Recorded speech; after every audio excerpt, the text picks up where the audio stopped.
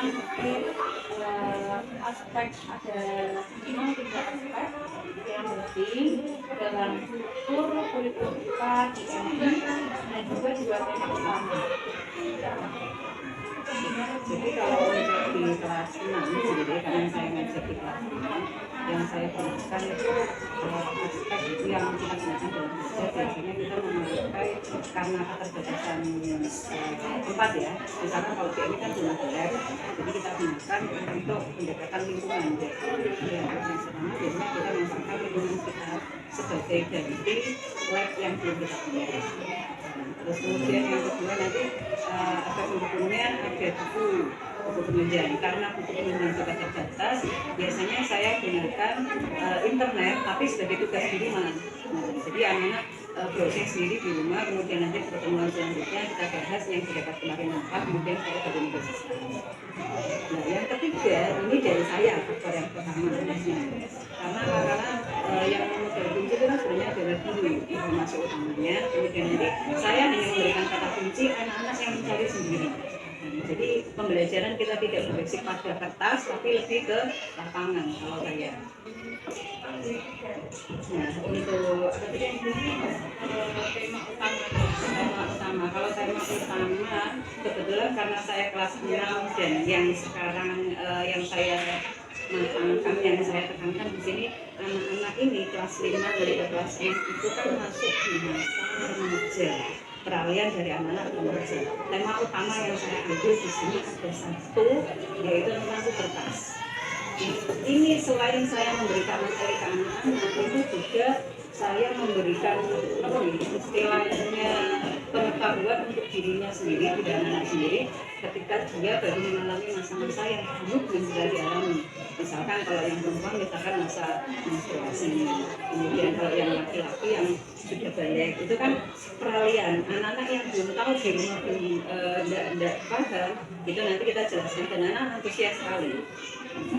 Untuk yang kedua yang saya ambil dan yang paling menarik ini tata surya. Kalau tata surya ini kan pengetahuan dari juga, mungkin anak-anak tahunya hanya dari internet, kemudian karena kita keterbatasan alat peraga juga, biasanya saya suruh buat anak-anak. Misalkan kemarin kita buat globe dari bola sekitarnya bola plastik itu, terus kemudian nanti rotasi, revolusi, dan nanti kita praktekkan bersama.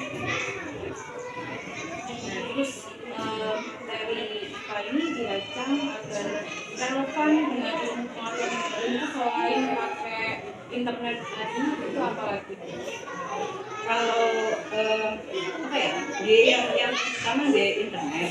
Yang kedua karena kita di sini berbasic Islami, biasanya saya lebih ke misalkan tadi kalau masa pubertas itu kita berkolaborasi dengan guru agama. Misalkan nanti kita bahas tentang masalah hukumnya, tentang masalah agamanya, gitu. Jadi kita relevan dengan ilmu pengetahuannya, relevan dengan keagamaan.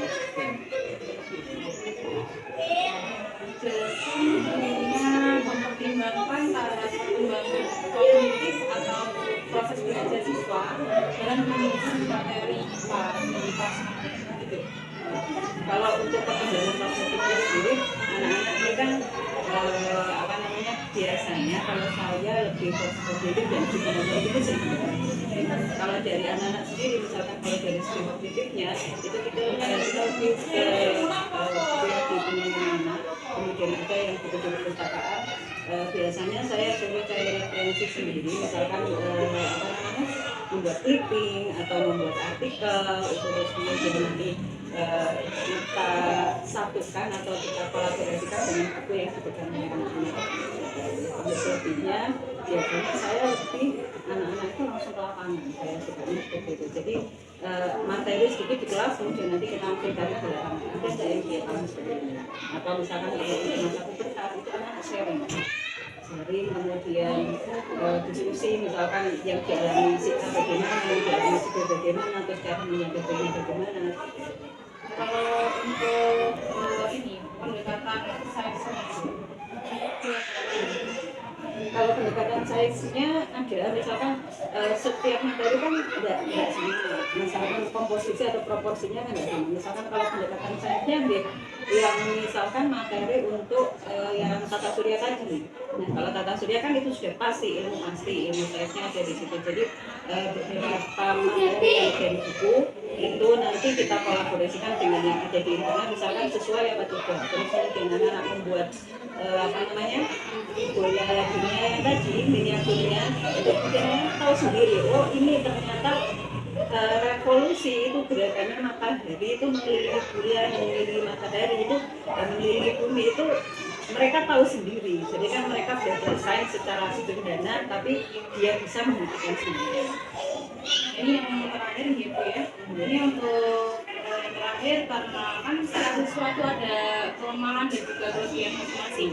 Jadi ini untuk pendapat dengan juga apa yang akan ibu lakukan untuk menghindari kelemahan-kelemahan dalam pembelajaran IPA.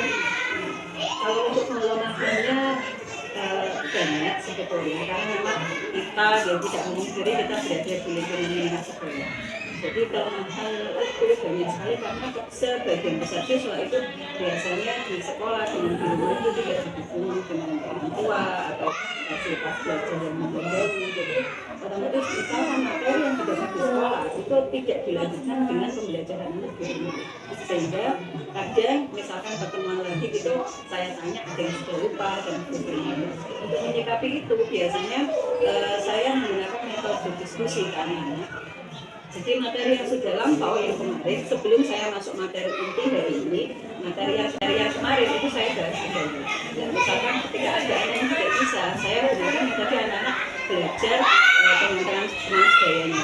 Misalkan kemarin yang belum bisa apa, ayo yang sudah bisa tolong ayo dikasih tahu kemarin apa, diingatkan kembali. Karena apa? Kalau yang kemarin sudah lupa kita kasih materi baru mesti nanti hilang. Ya tidak sampai hilang, makanya kita diskusikan dulu 10 menit atau 15 menit sebelum pembelajaran kita bahas materi yang lain, baru kemudian kita mulai